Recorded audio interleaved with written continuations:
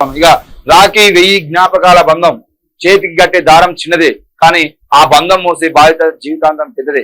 అన్నా చెల్లెల అనుబంధం మాటల్లో చెప్పలేనిది.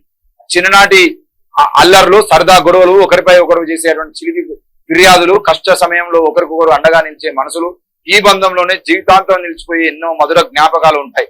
అలాంటి పవిత్రమైన అనుబంధానికి ప్రతీకగా నిలిచేటువంటి పండుగే రక్షాబంధన్. సంవత్సరంలో ఎన్నో పండుగలు వస్తుంటాయి, పోతుంటాయి. కొన్ని ఆనందాన్ని పంచుతాయి, కొన్ని సంప్రదాయాలను గుర్తు చేస్తాయి. కానీ మనిషి హృదయాన్ని తాకి కుటుంబ బంధాల విలువను గుర్తు చేసే పండుగల్లో రక్షాబంధన్ ఒక ప్రత్యేకమైనది. ఇది కేవలం ఒక పండుగ కాదు, అన్న చెల్లెల మధ్య ఉన్న ప్రేమకు, నమ్మకానికి, బాధ్యతకు, జీవితాంతం ఒకరికొకరు అండగా ఉంటామనేటువంటి మాటకు ప్రతీక.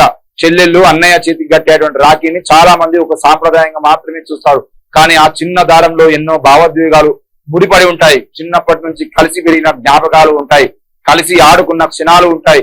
చిన్న చిన్న విషయాలకు గొడవపడి 5 నిమిషాలకే మళ్ళీ కలిసిపోయిన రోజులు ఉంటాయి. ఒకరి బొమ్మను మరొకరు దాచుకున్న చిలిపితనం ఉంటుంది. తల్లిదండ్రుల చేత తిట్లు తిన్నప్పుడు ఒకరికొకరు అండగా నిలిచిన సందర్భాలు ఉంటాయి. కాలం మారినా, వయస్సు పెరిగినా, జీవితాలు వేరు దారుల్లో ప్రయాణించిన ఆ చిన్ననాటి అనుబంధం మాత్రం మనసులో ఎప్పటికీ చెరిగిపోదు అనే సంగతి ఈ వార్త మనం చూస్తున్నాం. ఈ ఆర్టికల్ నిజంగానే అంటే రాఖీకి సంబంధించిన 1000 జ్ఞాపకాలు, 10,000 జ్ఞాపకాలు, 1,00,000 జ్ఞాపకాలు, ఎన్నో జ్ఞాపకాలు. రాఖీ పండుగతోని మీరు అంటున్నట్టుగా అన్న చెల్లెల సంబంధించిన విషయంలో అలకలు, బాధలు, కష్టాలు, కన్నీళ్లు, కొన్ని సందర్భాల్లో అయితే మా మిత్రుడు నిన్ననే సాయంత్రం మాట్లాడుకుంటూ చెప్పిండు, ఈ రోజు హైదరాబాద్ లో ఉంటున్న తమ్మి అని. అంటే ఎందుకన్నా అని చెప్పేసి అడిగితే, అమ్మ వస్తుంది హైదరాబాద్ కి, అమ్మ ఒకటిసారి వస్తాయి కదా సంవత్సరానికి హైదరాబాద్ కి అని. అంటే హైదరాబాద్ లో వాళ్ళు అన్నుంటారు, అన్న వాళ్ళు రిచ్ మంచిగా, అంటే మా ఫ్రెండ్ వాళ్ళ మీనమ్మ వాళ్ళు రిచ్, వాళ్ళు హైదరాబాద్ లో స్థిరపడిపోయారు.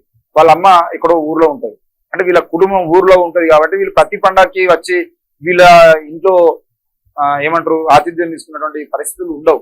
కనీసం రాఖీ పండుగ కానీ వచ్చి రాఖీ కట్టి వెళ్ళిపోవడమే. రాఖీ పండుగ రోజు కూడా ఉంటారనే నమ్మకం లేదు.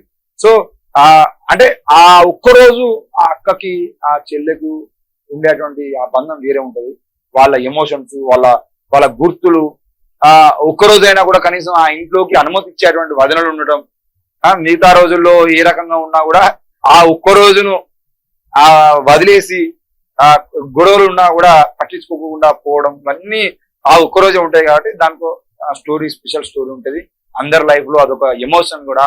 కాబట్టి ఆ ఎమోషన్ ని మరింత బలంగా చేసుకునే ప్రయత్నం చేయండి. అది కేవలం మన అని అనుకునేవారు కాకుండా మనందరి అనుకునేటట్టు, మీ ఫ్రెండ్స్ కి, దాంతో పాటు నీ ఫ్రెండ్స్ వాళ్ళ తమ్ముళ్ళకి, అవసరమైతే మీ తమ్ముని ఫ్రెండ్స్ కి, ఈ విధంగా అందరినీ ఐక్యంగా చేసుకునే ప్రయత్నం చేసి అందరినీ నా వాళ్ళు, మన వాళ్ళు అనేటువంటి వరకు తీసుకొచ్చారు.